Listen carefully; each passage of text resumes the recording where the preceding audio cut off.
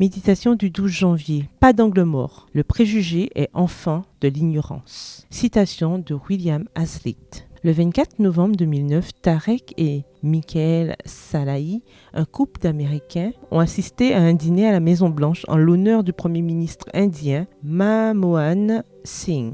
Comme tous les invités, Tarek et Michael ont dû passer par plusieurs points de contrôle. Vérification de la pièce d'identité avec photo à l'entrée du complexe présidentiel. Passage au détecteur de métaux pour entrer dans le bâtiment. Vérification que leur nom figurait sur la liste des invités avant d'entrer dans la pièce. Et un garde des services secrets. Ils ont finalement pu accéder à Obama, qu'ils ont salué d'une poignée de main. Jusqu'ici, c'est normal, non? Seulement en apparence. En réalité, tout est anormal.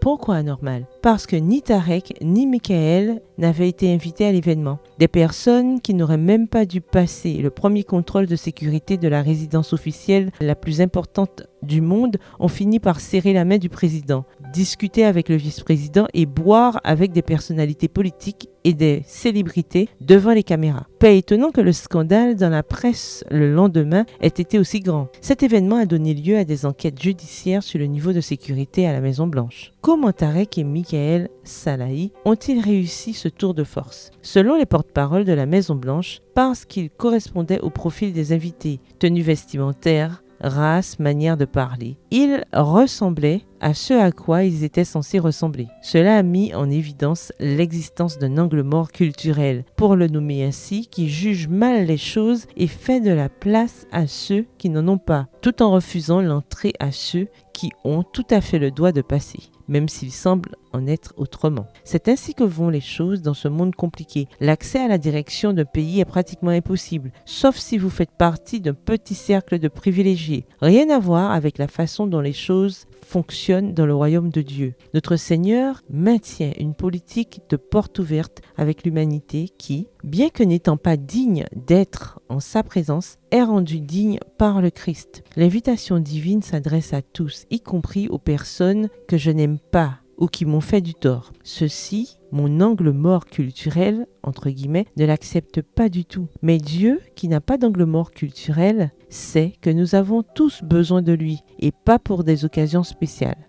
mais toujours. Merci mon président. Le verset du jour se trouve dans 2 Timothée 2, le verset 19. Le Seigneur connaît ceux qui lui appartiennent. Quiconque prononce le nom du Seigneur, qu'il se détourne de l'injustice. Bonne journée, que l'Éternel vous bénisse.